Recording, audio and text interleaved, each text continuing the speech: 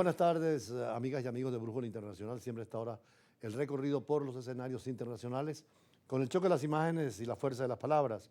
Hoy la atención está sobre el Medio Oriente, naturalmente con el conflicto palestino-israel, pero también en materia económica y ambiental sobre el tema del petróleo y la contaminación. Precisamente en Azerbaiyán se termina la conferencia COP29,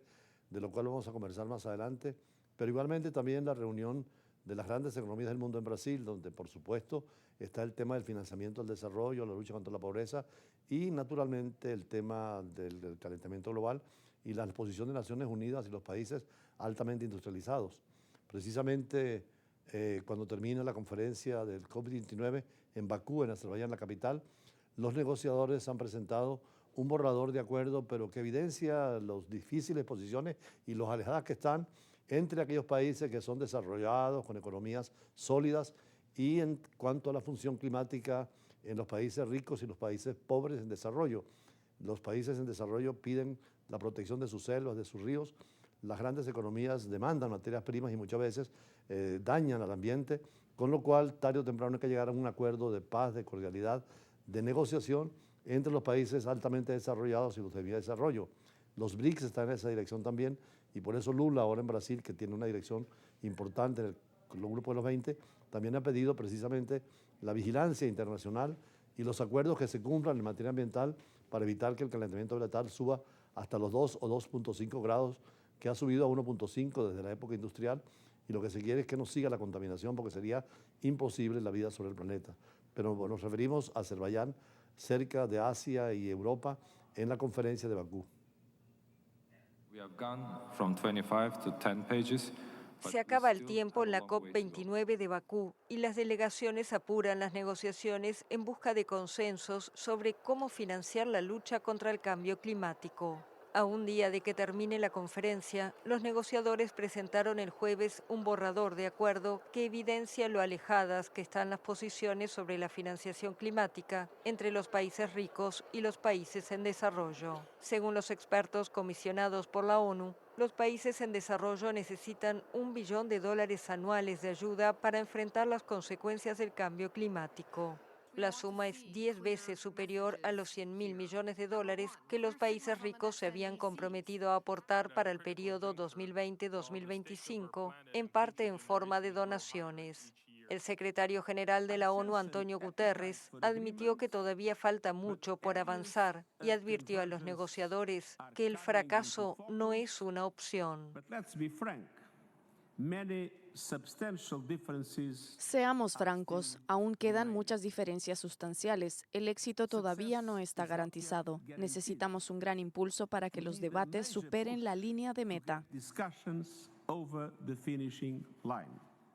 El borrador, muy criticado, presenta dos opciones. Una prevé que el dinero provenga exclusivamente de las naciones desarrolladas y la otra propone aumentar las finanzas mundiales contra el calentamiento global a partir de todas las fuentes de financiación procedentes de todos los países. Los países en desarrollo exigen al menos $500.000 millones anuales para 2030. El comisario de la Unión Europea para el Clima consideró que el borrador es claramente inaceptable, mientras que el estadounidense dijo estar profundamente preocupado por lo que calificó de desequilibrio flagrante del texto. El representante chino rechazó por su parte cualquier texto que obligue a su país a contribuir a la ayuda financiera internacional para países en desarrollo. Y el grupo de países árabes advirtió que rechazará cualquier texto que apunte contra las energías fósiles. El año pasado, en la COP28 de Dubái, se firmó un acuerdo que llama a acelerar la transición hacia un mundo sin energías fósiles. Este es un problema gravísimo para los países petroleros y entre ellos Venezuela, que es un gran productor, porque el petróleo es el que más contamina, el carbón y el gas, y los hidrocarburos están siendo llamados por Naciones Unidas a que cesen o al que menos purifiquen más estas empresas y contribuyan también a evitar el calentamiento global, porque desde que se empezó a usar el carbón y el petróleo y el gas, la humanidad ha visto un aumento de la temperatura que vemos con desórdenes climáticos en todo el mundo. Es el caso del derretimiento de los glaciales, sube los niveles del mar, van a acabar con estados fronterizos del mar o con islas, las especies desaparecen marinas, la biodiversidad está siendo atentada, las selvas se están quemando. Es decir, estamos frente a un apocalipsis climático que, como lo vimos en España, allí en pleno desarrollo en España, en Valencia, inclusive la gente ya molesta con la situación de descuido, pitaron por igual al rey, que es la autoridad aceptada por los españoles, pero también al presidente Sánchez, que es el poder político, porque quieren llamar la atención de que se ocupen del ambiente, y es lo que ha hecho tanto la conferencia ahora en Bakú, como lo que ha ocurrido también en Brasil ahora en el G20, donde se llama la atención, y así lo fue en Colombia en la última reunión sobre biodiversidad, la insistencia de los ecologistas sobre el tema del ambiente. Y en cuanto al conflicto permanente de Rusia y Ucrania, que no termina de llegarse a un acuerdo después de 1000 días de conflicto terrible con la pérdida de vidas y de materiales, Rusia ayer disparó un misil balístico intercontinental que estaba prohibido en Ucrania por primera vez en la última escalada en el conflicto, desde que Kiev, la capital de Ucrania, lanzó contra Rusia misiles de largo alcance suministrados por las potencias continentales, occidentales. Esto también es un grave problema porque si Rusia advierte de una tercera guerra mundial es porque Estados Unidos puede dar armas de largo alcance, misiles balísticos contra Rusia y Ucrania, que hasta ahora la guerra está dentro del territorio ucraniano, pero podrían emplearse armas nucleares, y un arma nuclear es terrible porque lleva una bomba atómica que en la primera Hiroshima y Nagasaki fue trasladada en avión, pero hoy en día es un misil que en media hora estaría entre Moscú y Washington, o viceversa, entre Miami y San Petersburgo, con los daños causables a los bienes y a las vidas. Vimos el terrible drama del apocalipsis nuclear en Hiroshima y Nagasaki, y los accidentes nucleares en Chernobyl y en Fukuyama son una demostración de lo difícil que es la vida si hubiera un conflicto armado. De hecho, en el caso de la crisis cubana del 62 de los misiles, estuvimos a punto en la época de Khrushchev y en la época de Kennedy de llegar a un acuerdo afortunado para que no hubiese más conflictos bélicos, porque estuvimos a punto de una guerra nuclear. Esto es parte de la información que tenemos hoy, y sobre todo con el tema de Rusia y lo peligroso de estas situaciones con las armas occidentales y la respuesta de Rusia.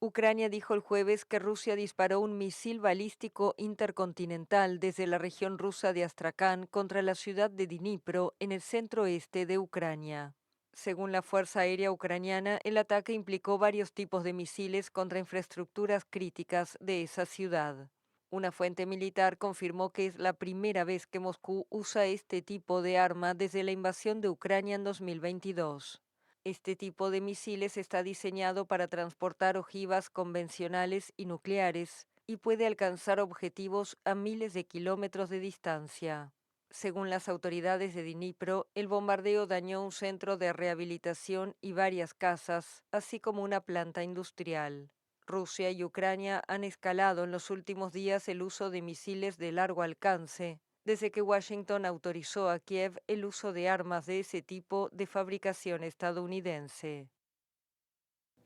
Hace poco el ministro de Defensa de Venezuela escribió un libro que es interesante leerlo, porque es la escalada de Tucídides, la vieja teoría y metáfora de la guerra del Peloponeso, donde Esparta y Atenas siempre estaban en conflicto. Y precisamente se refiere a esto del uso de la energía nuclear con fines bélicos, que sería terrible para la humanidad. Por eso los chinos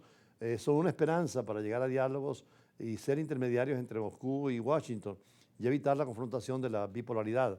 De allí que la situación es tan grave que hoy han cerrado las embajadas de Estados Unidos en Kiev, la de España y otros países, por temor a misiles rusos que lleguen sobre la capital de forma masiva y a la prolongación de la guerra. Por eso una advertencia con un análisis en profundidad, y después con las entrevistas de siempre. Estamos viviendo en el sistema internacional una de las peores crisis en los últimos años, y especialmente después de la crisis de los misiles en Cuba, con la amenaza nuclear sobre Estados Unidos y la respuesta de Washington sobre Moscú. En esta oportunidad nuevamente salen las armas nucleares como alternativa a la Tercera Guerra Mundial, y se habla ya de una posible Tercera Guerra Mundial, aunque el Papa recientemente señalaba que la estamos viviendo poco a poco, con los conflictos que van increciendo, cada vez más complicados y cada vez más extendidos en todo el planeta. Y ahora con la actitud directa de la amenaza que hace el presidente Putin en respuesta a la oferta de algunos países de la OTAN de permitir misiles a Ucrania para que vayan hasta territorios rusos, donde ya puede verse la eficacia de estas armas que la respuesta sería de carácter nuclear. Hoy la prensa internacional nos trae desde Kiev, la capital de Ucrania,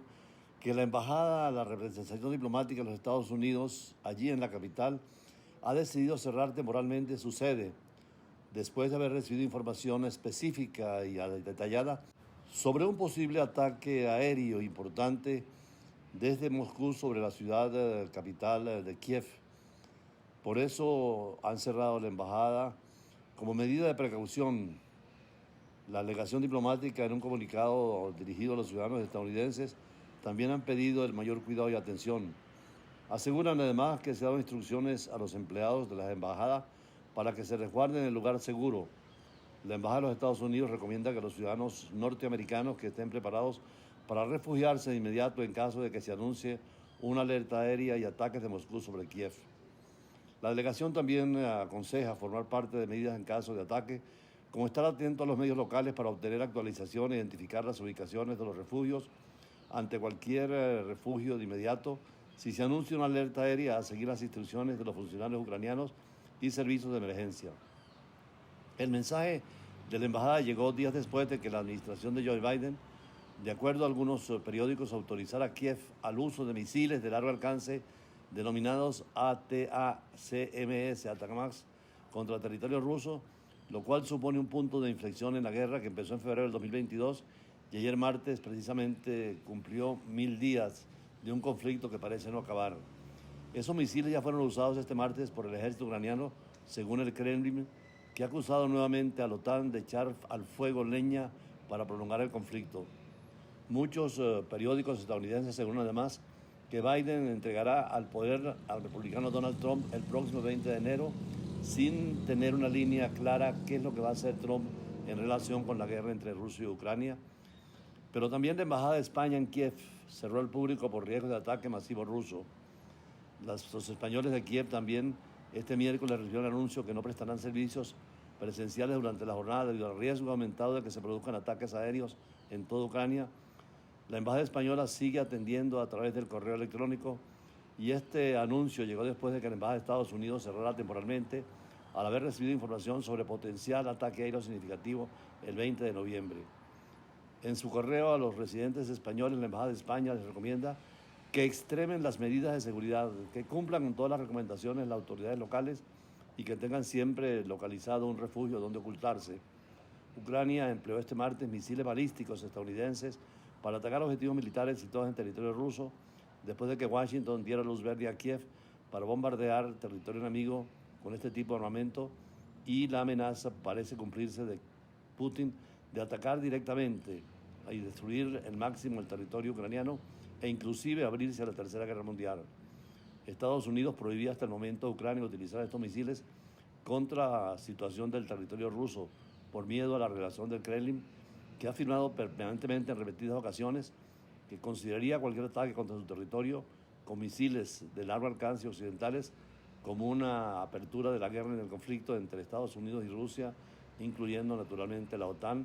y en un frente que no sabemos a dónde podría llegar, con las consecuencias si se emplean las armas nucleares terribles por el efecto calórico, el efecto mecánico y el efecto radiactivo de estas armas, que podrían poner fin a la historia y a la propia humanidad.